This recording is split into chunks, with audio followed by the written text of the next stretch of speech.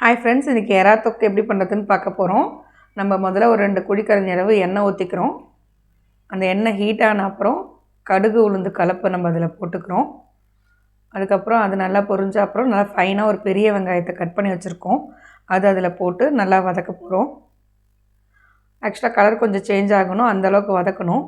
So நம்ம சீக்கிரமாக வதங்கிறதுக்கு என்ன பண்ணுறோன்னா, இதில் வந்து நான் உப்பு சேர்க்க போகிறேன், கொஞ்சோண்டு உப்பு.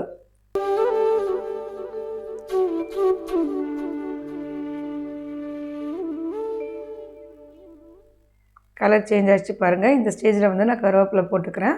அண்ட் ஒரு பெரிய தக்காளி வந்து நம்ம ஃபைனாக சாப் பண்ணி வச்சுருக்கோம், அதையும் இங்கே நான் ஆட் பண்ணிக்கிறேன். அதையும் ஆட் பண்ணி நல்லா வதக்க போகிறோம் நம்ம. ஸோ தக்காளி நல்லா வதங்கணும், அது வரைக்கும் நல்லா வதக்கணும்.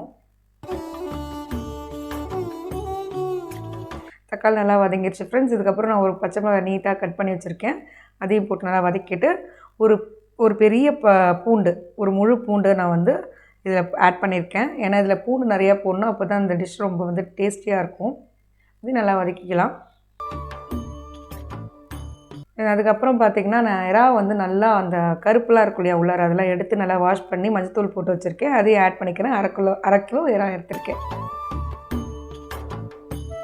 அதையும் போட்டு நல்லா மிக்ஸ் பண்ணிக்கோங்க.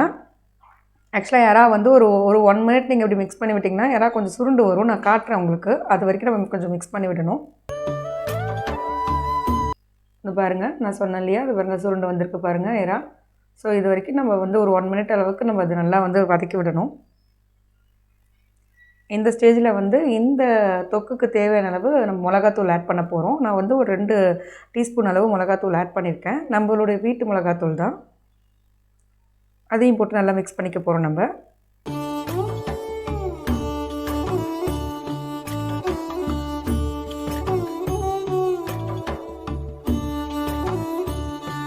ஓகே ஃப்ரெண்ட்ஸ், நம்ம இப்போ இந்த டிஷ்ஷுக்கு தேவையான அளவு கல்லுப்பு போடுங்க. எப்பவுமே கல்லுப்பு போட்டிங்கன்னா நல்லா டேஸ்டியாகவும் இருக்கும், உடம்புக்கும் நல்லதும் கூட. நல்லா மிக்ஸ் பண்ணியாச்சு. இதுக்கப்புறம் நான் இந்த டிஷ்ஷுக்கு தேவையான அளவு ஒரு 1/2 டம்ளர் மட்டும் தண்ணி ஊற்றுறேன்.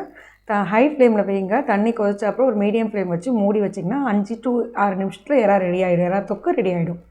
காட்டுறேன் பாருங்கள். இதை பாருங்கள், ரெடி ஆகிடுச்சு. நான் இந்த ஸ்டேஜில் ஒரு 1/2 ஸ்பூன் மட்டும் மிளகுத்தூள் போட்டுக்கிறேன்.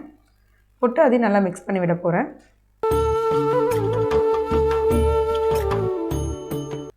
தென் ஃபைனலாக பார்த்திங்கன்னா, நம்ம நல்லா பொடியாக கட் பண்ணி வச்சுருக்க கொத்தமல்லியை போட போகிறோம். போட்டு நல்லா மிக்ஸ் பண்ண போகிறோம்.